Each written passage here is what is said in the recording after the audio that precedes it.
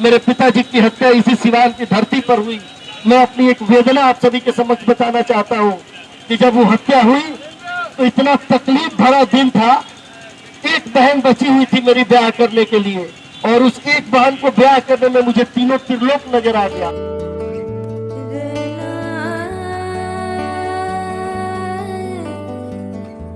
आप सोचिए कि जिसके घर में जब लाश उठता है, जिसके पिता के लाश को उसका बेटा उसमें कंधे पे लाद के लेके और शमशान घाट पर जा रहा होता है, कितनी वेदना होती है, कितनी पीड़ा होती है। मैंने कहा कि मैं किसी के ऊपर राजनीतिक टीका टिप्पणी करने नहीं आया हूं, बल्कि ये संवेदना है, हमारे अंदर आक्रोश है कि क्यों हत्या की जाती है। मैं हत्या में शामिल उन अपराध कर्मियों से भी यह कहना चाहता हूं कि भाई क्या मिलता है आपको किसी को मार के। सोचिए, जब आप किसी को मार देते हैं तो उसके फोटो पे, उसकी तस्वीर पर, उसके तैल चित्र पर स्वर्गीय के साथ उन्मुक्त व्यक्ति का नाम लिखा जाता है। कहने का अर्थ है कि वह स्वर्गीय हो गया, मतलब वह स्वर्ग में चला गया और आप नर्क में चले गए। BA, BCom, BSc, MA, MCom करें विश्व की सबसे बड़ी यूनिवर्सिटी इग्नू से। सॉल्व असाइनमेंट्स और गाइड बुक्स प्राप्त करें। संपर्क करें Mahakal computers, DAV PG college के पास, पंच मंदिरा मोड़ से दाहिने, सिवान।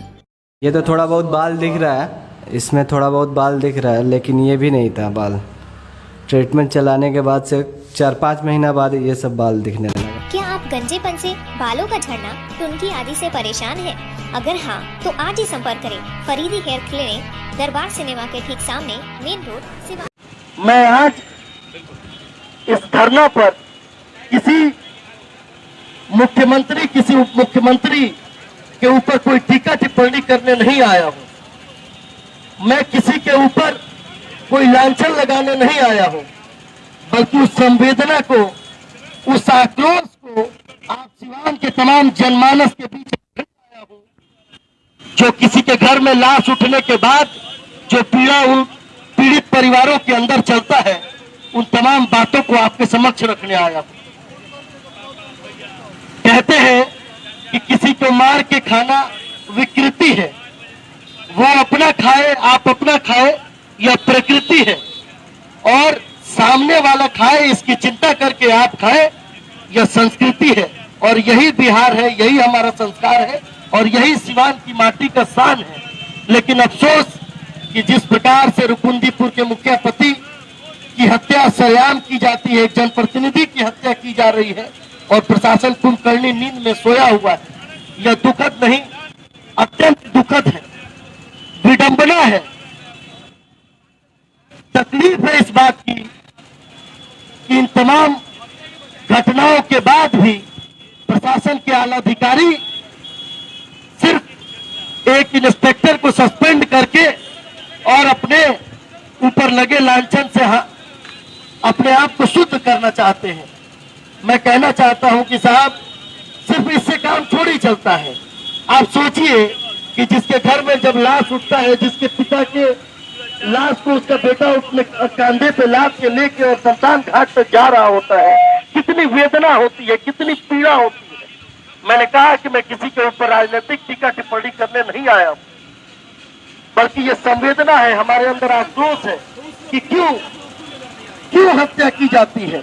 मैं हत्या में शामिल उन अपराध कर्मियों से भी यह कहना चाहता हूं कि भाई क्या मिलता है आपको किसी को मार के। सोचिए, जब आप किसी को मार देते हैं तो उसके फोटो पे, उसकी तस्वीर पर, उसके तैल चित्र पर स्वर्गीय के साथ उन्मुक्त व्यक्ति का नाम लिखा जाता है।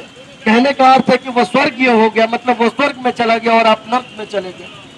जब आप किसी को मारते हैं तो हे अपराध कर्मी, अपराध कर्म के जगत के युवा जो अपराध कर्मी है, मैं उनसे यह कहना चाहता हूं कि सोचिए, जब उसके घर में उसके पिता की लाश उठ के चली जाती है, उसके सर से उसका पिता का साया चला जाता है, तो कितनी तकलीफ होती है जिम्मेवारियों को संभालने में।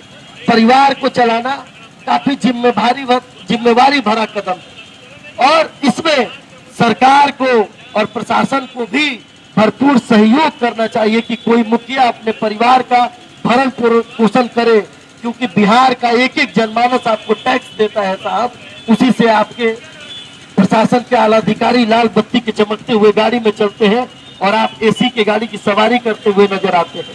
आप उस टैक्स की रकम जो अदा की गई है उस परिवार के द्वारा, पीड़ित परिवार के द्वारा, आम जनमानस के द्वारा, कम से कम उसका तो लाज रखिए साहब, उसका तो हया रखिए।